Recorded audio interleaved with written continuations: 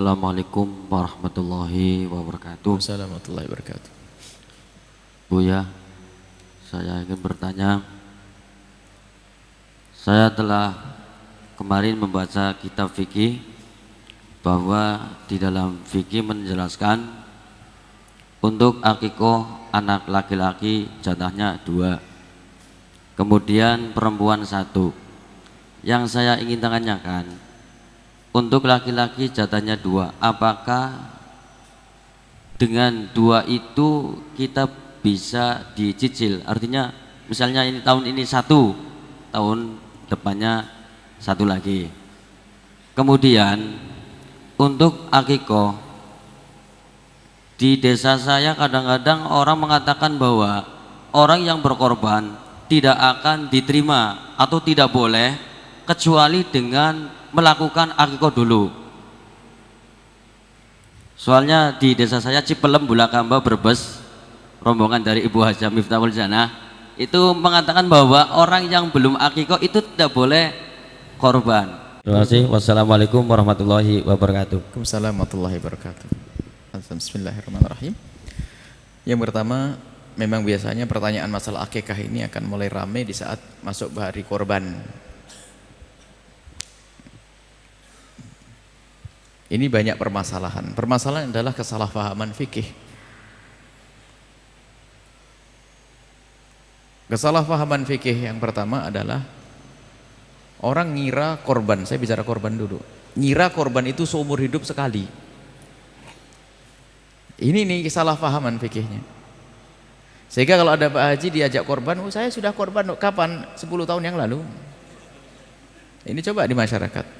Jadi sering baca, saya belum korban, saya sudah korban, saya belum korban, saya sudah korban. Padahal yang namanya korban itu sunnah. Kapan kita masuki bulan Idul Adha, maka itu disunahkan kita untuk korban. Ya kalau 60 tahun, kalau kita ketemu 60 kali ya 60 kali. Sunnah, tetap sunnah, tetap sunnah, tetap sunnah. Baik. Nah kalau akikah seumur hidup sekali. Haji sekali. Ini makanya korban itu dianggap kayak haji. Makanya sekarang itu kampung di Indonesia itu sedikit penduduknya. Sebab di satu dosa itu penduduknya cuman, kalau bisa ketahuan di hari raya penduduknya cuma 46. Dari mana tahunya? Kambingnya cuma 46. Berarti kan kambingnya 46, penduduknya cuma 46. Yang korban cuma 46 orang, yang lain nggak ngerti kalau korban itu sunnah baginya. Dan kalau orang sadar korban ini akan menabung, tidak membeli di waktu mahal, bisa jauh-jauh. Setelah bulan haji buar, beli untuk disembelih tahun depan. Sunnah setiap orang, sunnah ini ya. Setiap tahun. Baik, adapun masalah akikah itu disunnahkan. Dan kapan akikah itu disunnahkan? Dan siapa yang sunnah? Akikah disunnahkan atas orang tua. Jadi orang tua yang punya anak sunnah dia mengakikai anaknya. Bukan saya ngakikai abah saya, bukan saya ngakikai. Jadi hakikah itu pada dasarnya adalah jika seorang bapak dikarunia oleh Allah putra seorang anak, maka sunnah bagi bapak, bukan bagi anak. Sunnah bagi bapak untuk mengakikai. Madhab kita, jumhur ulama mengatakan sunnah, ada sebagian mengatakan wajib. Nah kapan?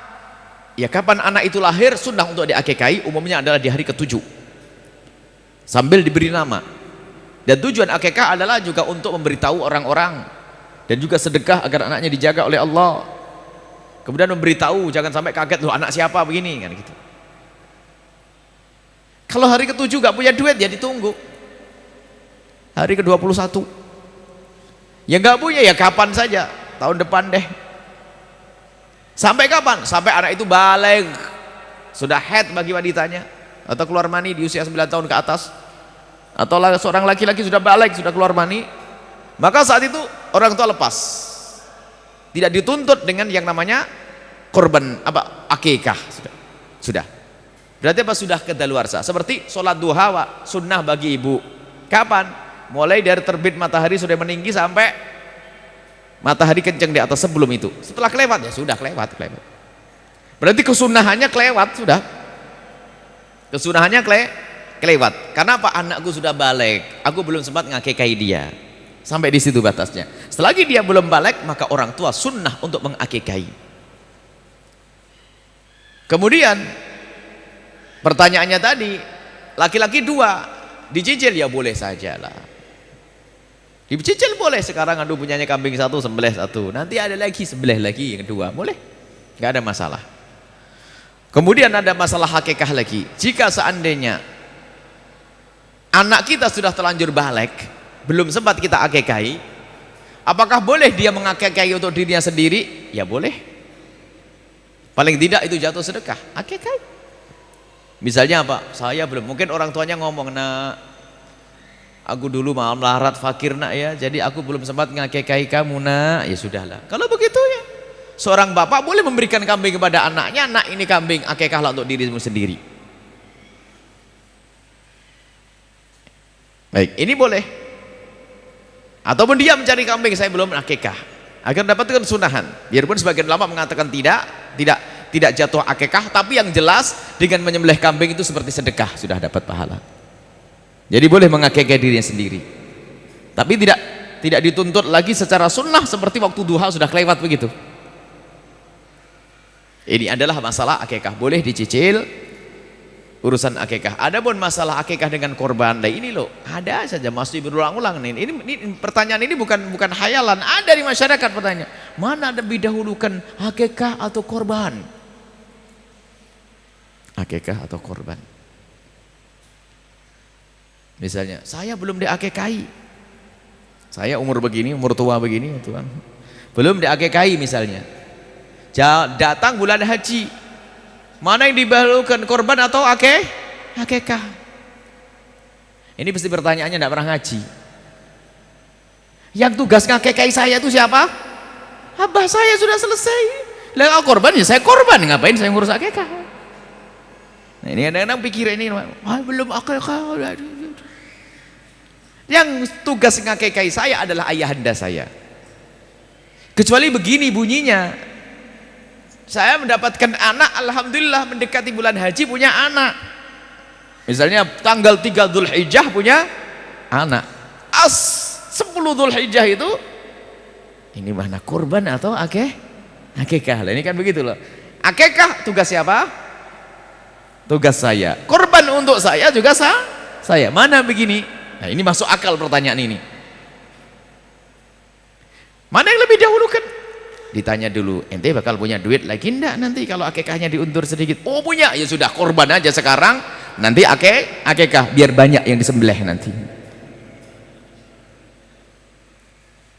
Sebab kalau dijadikan akikah nggak bisa korban. Tapi kalau akikah tinggal mundur beberapa hari saja, nggak susah sebetulnya. Yang menjadi masalah tuh pertanyaan itu muncul karena orang menganggap korban itu seumur hidup sekali. Itu jadi korban, kalau ada orang belum diakikahi, korban adalah sunnah yang dikukuhkan. Adapun akikah bukan tugas saya, tugas abah saya. Kalau abah saya ternyata belum mengakikahi, ya karena tidak mampu. Memang itu dituntut, nggak ada. Kalau semua kullu mauludin marhunun bi akikatihi, semua bayi itu akan digadai dengan akikahnya. Kalau tidak diakikahi nggak bisa beri syafaat kepada bapaknya. Loh, bapaknya melarat, nggak punya duit. Masa Islam apa ajaran sekejam itu nih? Ini kan salah fahamnya santri yang ngantuk kerjaannya ngeliwet tok. Belajar yang jangan merepotkan orang, sederhana sebenarnya permasalahannya. Tapi ini pertanyaan saya sering setiap masuk kalau begini pasti setelah hari Idul Adha itu coba ini tahun depan itu ada lagi pertanyaan karena beliau pasti ditanya lagi kalau ustadz di kampung itu banyak ini terulang-ulang. Selesai ya. Jadi akikah adalah sunnah yang dibebankan oleh Allah kepada orang tua untuk mensyukuri anaknya. Adapun korban atau atas diri, kalau saya punya anak maka saya dan anak dan istri korban. Kalau 10 12 12. Kalau ternyata punya satu, kalau punya satu saja, aduh nih satu keluarga cuma punya satu nih, lumayan satu. Seperti Nabi pernah dalam riwayat Nabi menyembelih satu korban untuk keluarga, hadhi udhiyati wa ahli baiti. Ini adalah korban untukku dan keluargaku. Istilahnya sunnah kifayah. Jadi kalau kita punya keluarga 10, hendaknya nyembelih 10. Kalau nggak bisa 10 ya 9, nggak bisa 9 8, nggak bisa 8 nggak bisa 1. mewakili keluarga semuanya. Mewakili keluarga semuanya. Pokoknya jangan sampai nggak nyembelih kambing. Nah, ini. Makanya waktu kita di Arab dulu waktu sekolah, waktu pertama berumah tangga itu, baru sholat hari raya Idul Adha itu ibu tetangga ngomong, nanti tak kirim dagingnya. Oh iya, kebayang di Indonesia doa on kan? Ya gitu, gitu. Tak tanya apa, separuh kambing gelebuk. Oh begitu, rupanya setiap rumah itu pasti nyembelih kambing 1, 2 dan sebagainya. Dikasih separuh kambing. Karena kita sudah berumah tangga, dikasih separuh kambing. Sebelahnya separuh kambing, bingung. Akhirnya buat maulidan sama anak-anak, sama temen nenek. Jadi budaya ini. Jadi namanya hari raya besar tuh membesar betul, makan besar, enak daging semuanya. Di Indonesia Masya Allah memang orangnya qanaah, jadi cukup 3 on, 4 on. Sudah begitu ada yang aneh-aneh lagi, dikalengin kasih tahun depan. Sudah sedikit kasih tahun depan, aneh lagi nih. Ikan lohan, ikan patin karena zaman korban dikornetin. Kelamaan nih kayak di negeri yang kebanyakan korban saja ya. Kita ngingetkan, enggak usah pakai kornet-kornetan itu. Mau di kemana, mau di apa, mau dibawa kemana ke Irian, kirimkan duitnya sama biaya untuk ngalengin sudah jadi. Biaya pengalengannya, korbannya tetap di sini, sebab di sini juga masih kurang. Paling banter 7 on ya, 7 on, 6 on, anaknya 10 dapat 1 akhirnya jangan dikunyah anak biar awet. Walhasil sudahlah, ini fatwa aneh-aneh. Sudahlah, korban segera disampaikan, terlambat dari hari tasyrik haram bagi yang membaginya, zalim kepada. Makanya korban itu hendak dituntas pembagiannya kapan? Hari tasyrik yang ketiga. Jadi hari raya pertama, kemudian besoknya hari tasyrik 11, 12, 13. Dan korban itu sepanjang hari tasyrik masih bisa. Misalnya ibu hari raya Idul Adha nggak punya kambing, tak taunya hari raya Idul Adha mampir ke rumah bibi dikasih duit, boleh besok nyembelihnya. Beli ke pasar, beli. Tidak harus pas setelah sholat. Ditunda sampai esok hari tasyrik yang pertama, hari tasyrik kedua, hari tasyrik ketiga masih boleh. Tapi kalau Anda sudah diamanati untuk membagi daging korban, jangan disimpan ditunda-tunda. Tapi kalau daging korban sudah nyampe kepada Anda dapat bagian dikasih, boleh Anda simpan makan tahun depan juga boleh. Tapi karena sudah dikasihkan kepada Anda. Tapi kalau Anda masih diamanati untuk membagi, jangan disimpan. Kemudian ada daging korban yang wajib sama yang tidak wajib. Ini juga salah di masyarakat. Kalau korbannya tidak nazar, korban itu sunnah semuanya pada dasarnya. Selagi tidak dijadikan nazar tuh aku nazar, aku menjadikan daging ini untuk korban, dinadarkan untuk korban.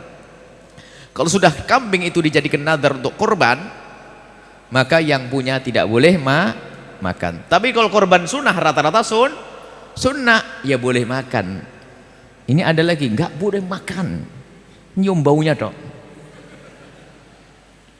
Sehingga kalau sudah tradisi baik, semuanya punya sembelihan kambing, setiap rumah nyembelih kambing, nanti caranya membaginya begini.